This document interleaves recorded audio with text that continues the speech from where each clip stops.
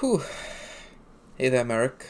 I I saw you posted like how a murder hobo influences the world that they're part of, but truth be told, I don't even know if there were murder hobos. I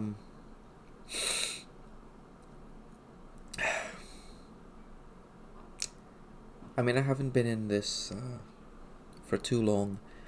I uh I only started like playing after seeing a stream on Twitch of Critical Role. Wait, yeah, like what near the beginning, um, during their first campaign. That's the first time I ever saw Dungeons and Dragons at all. I just usually like play video games and stuff, but when I saw it, I felt like there was an avenue, like an outlet for the things I want. Like sometimes when I'm playing an RPG and there isn't an option for what I want. But I feel like in role playing games, tabletop role playing games, no matter what you think of, there is an option for it. So in a normal RPG, it's like the good, the medium, the bad, right? That's how it goes. The good, evil, and then neutral. But in a tabletop RPG, there's a lot more nuance, which I like. And when I was DMing my campaigns, I wanted it to be so that I would make the story, which that's what I call a campaign, a story, as enjoyable for everyone present as everyone that was present. Yeah. Oh, alright. So why did I even make this video? This is why. I'm sure you and all the players who've ever played in my campaigns wonder, why are there so many characters that are OP? Like these characters in a standard Dungeons and Dragons characters, the Whisperer, Dice, Ulrich, they are beyond gods. They are beyond level 20. They are crazy. And you were actually right, Merrick. It's because of the first and second groups that I played with. The first, well, not so much the first, I really love them, but things. I'll talk about that later. Let's focus on the second group. The group that looked like murder hobos. It's because of them that Ulrich and the Whisperer and Dice and all these characters are so strong. It's because all the original characters that I wrote and that I poured my love into, I made great stories for them, but they were just normal characters from the monster list, like a lizard man and like normal, like a bullywog, like normal things like that, right? So when the PCs decided to kill them, they just died, and all this effort and this love that I poured into them, it just disappeared instantly. So with the other characters that I focused on, as far as story goes, I realized that if I want these NPCs to be able to add to the story as much as possible, like when I did the writing for them, like, oh, these are the adventures the PCs will go on, and this is what this NPC will add to it to make the story interesting. I realized that if I was ever able to deliver that beautiful story through the NPC, they had to survive the players. Like, all the characters I'd written before then for the Dragari campaign, which was the swamp adventure, they weren't like stats powerful. They were just lore and story interesting, which is why I play this in the first place. Like I said, the options, well, if you write a cool character, they have a lot more to give to the players. So when all of that original group just died, like all the NPCs I created, like the PCs just decided to kill all of them, I realized if I want the interesting story to take place with these NPCs and these cool interactions and these nice scenes, they need to be strong enough to survive the players. I didn't make them to fight against the players or fight against other monsters. I just made them so they would live in a situation where the PCs decided to kill them. The stars of the show, the heroes or whoever, that's I like stars of the show, because later on, as I developed my DMing style, that's what it became. It became like a movie where the players were the stars. And there are a bunch of different types of movies. There's the cool action movie like The Mummy, where you go through all these cool things and it's really nice, and the players end, it ends cool, right? But there are also horror movies. There are also these thrillers where you're just trying to survive. You're up against this horrible thing. You don't understand it. You don't know what it's going to do. It's terrifying. And you're just trying to live. If you live, you win. That's it. It's super simple. You're not trying to save the world or do anything good or none of that. If you live, if you manage to survive this horror, you win. And those types of movies, and the stars would be changed between these movies. Sometimes you're in an action movie. You're there to do things cool. Think of all the wars you've been in. You beat what was her name? I think it was Nia Dioras. Yeah, you beat an Irelian. You guys fought against Honora. You guys fought against Honora when she was in her great gift, Honora's Hand, which was this giant ship with this like cataclysmic cannon on it that would blow shit up. This flying ship, essentially. You guys fought against. I'm drawing a blank here. I don't remember who else you guys fought against. You guys fought against a bunch of stuff, but yeah, sometimes it's an action movie, sometimes it's a horror movie, sometimes it changes, right? But that's how I consider my stories. I consider the players to be the stars of this, and everything else is to build them up. And I know I didn't do as good a job as I could have. Yeah, I really didn't do as good a job as I could have. But that's life, you learn from your mistakes and you either choose to improve or you double down on the things you did wrong.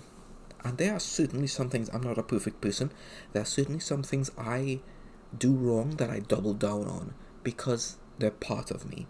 And there are things where it's bad and I over time learn it's bad and I improve on. What can I learn from that story of the murder hobos, so to say? I learned that I started making characters OP. When I wrote good stories with a character, I was like, their stats need to be crazy. Because if the players decided to kill them, they would have no hope if their stats were normal. When I started DMing, I just looked at the monster manual and it was like the gospel to me. I followed just the rules and okay, so this is a monster. Okay, this character that I've written, they're a Bollywog, so they have the Bollywog stats. And then I invest this time into writing a good story and creating like little arcs the players could go on that would be cool for them. Like, oh, you're a druid? Here's this character that he used to be a druid for a long time, but eventually, he realized that the Industrial Revolution, so to speak, with Dougal and all that fragrance arc, it's catching up on him. Maybe nature is very good, but technology can improve on nature, and he had this huge divide in him. This was a character called Ka, I believe. There's a monument to him in Dragar. I don't know if you ever noticed, but was it Ka or Ska or it was something like that. I'm sorry, I'm a bit out of it at the moment, but yeah, it was something like that. There's a monument to him in Dragar, like a little watchtower or a crossroads in the rivers that you move through the swamp in, stuff like that. All the characters that died, now that I think about it, all the characters that died, I created little monuments for them and named them after it. So if you're ever wondering, like, why is this called Skarn's Watchtower, or why is it called, the Denver's Fork or whatever, it's because, like, a named NPC I put time into and I really liked died, and I named this place after them because of the second campaign that my PC's stars of my movie played in. Man. But is there anything else I'm gonna go for? Alright, the Shining Sapphire. I realized in my first video that I actually started this discussion where like I started with a Shining Sapphire and what I wanted for her and what ended up happening, and I didn't finish on it. So the topic is this. The Shining Sapphire was supposed to be mean librarian lady converted into a teacher. So she's there to teach you, but she has the personality of a mean library lady. And I tried to play that out, and she did something mean to one of the players, and it was too mean. Like, one of them asked about someone that she loved, and in the heat of the moment, in my mind, I just came up with, okay, the Shining Sapphire, what about this? What about if she loved someone, and this person, this male person, like wanted to master magic to a different level, so he betrayed the guild and joined the Citadel. The Citadel is like a bunch of liches and necromancers who practice Feldroth magic and all this dangerous eldritch spells and stuff that are really cursed and have huge costs, like you need to kill a bunch of people and absorb their souls before you can cast a spell. Like, what if the person that the Shining Sapphire loved betrayed the guild and joined this thing? And all of these thoughts that you're hearing came through my mind in less than a second. No joke, I'm not joking here. When the player asked that question, I thought, oh my god, I have no answer. Brain, make up an answer right now. And what you're hearing right now is what my brain came up with. The Shining Sapphire loves a guy, he betrayed the guild and joined the Citadel because he wants more power. That's what in less than a second my brain just came up with. And it was just completely random. I didn't choose what my brain came up with in that less than a second. It just came up with that. So that's what I said. I think that's what DMing is. What does your brain give you? That's what the players get. So that's what you guys got. It's what my brain gave me, I gave you guys. And then later on, I watched the video, wrote it all down, like, oh my god, this is what I said. Okay, it's canon now. How do I improve? Give context. Give more. So